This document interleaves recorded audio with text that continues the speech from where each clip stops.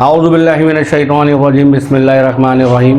میں سید دانیال حسن آج اپنے نئی ویڈیو کے ساتھ، اگر آپ کو آج میری ویڈیو اچھی لگی اور پسند آئے تو میرا ڈیجیٹل یوٹیوب چینل achiever.daniel کو لائک اور سبسکرائب ضرور کریں۔ آپ کو پتہ ہے کہ ابھی بڑا ہاٹ فیوریٹ اور بڑا ٹاپک چل رہا ہے ہم مسلمانوں کے اوپر، اور اسپیشلی ایران کے حوالے سے میں بات کر رہا ہوں کہ ایران کے اوپر جو یہ امریکن حملے اور اسرائیلی حملے ہو رہے ہیں، ایز اے پاکستانی اور ایز اے قوم ہم کہاں کھڑے ہیں؟ سب سے پہلے تو ہم دنیا کی وہ واحد قوم ہے جو اپنی ہی پراپرٹیز کو اور اپنی املاک کا خود نقصان کرتے ہیں، ٹھیک ہے نا۔ ہمارا اسلام بھی اس چیز کی اجازت نہیں دیتا ہے۔ اگر ہم اس کو احتجاج کرنا چاہ رہے تھے، امریکہ کے خلاف پروٹیسٹ کرنا چاہ رہے تھے، تو ہمیں اپنی املاک کا اور اپنی پراپرٹیز یا اپنی چیزوں کو خراب نہیں کرنا تھا۔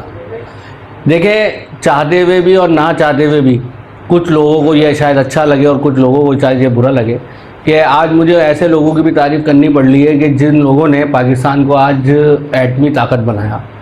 انٹرنیشنلی طور پہ ایک انارکی پھیلی ہوئی ہے۔ اگر پاکستان ایٹمی طاقت نہیں ہوتا تو شاید آج پاکستان دنیا کے نقشے پہ نہ ہوتا۔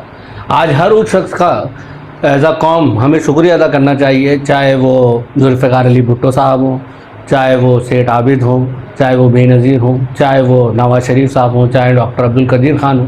ہر وہ شخص جو پاکستان کو ایٹمی طاقت بنانے میں اپنا حصہ ڈالا، اور اس سب کا شکریہ ادا کریں آپ لوگ کہ پاکستان ایک ایٹمی طاقت ہے، کیونکہ پاکستان ایک ریکگنائز ایٹمی طاقت ہے۔ اور پاکستان کی طرف جو لوگ اس وقت آنکھ اٹھا کے نہیں دیکھ رہے ہیں، اور پاکستان کی جو سلامیت اس وقت بالکل سیو ہے، اس کی سب سے بڑی وجہ یہ کہ پاکستان ایٹمی طاقت ہے۔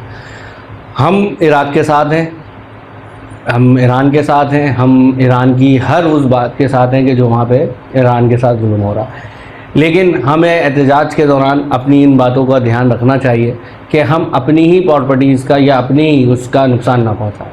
مطلب آپ یہ دیکھیں کہ ابھی جو لاسٹ انفارمیشن آئی ہے اس کے مطابق جو ہے ہمارے 9 سے 10 لوگوں کی اب موت ہو گئی ہے۔ یہ نقصان کس کا ہے؟ ایز اے قوم ہم کہاں جا رہے ہیں، اور ایز اے قوم ہم کیا کر رہے ہیں؟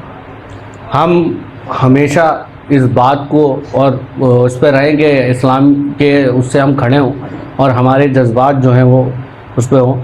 ایران کا آپ بھرپور کر کے سپورٹ کیجئے، لیکن آج اس ہر بندے کو سپورٹ کیجئے، آج اس بندے کا شکریہ ادا کریں جس نے پاکستان کو ایٹمی طاقت بنایا۔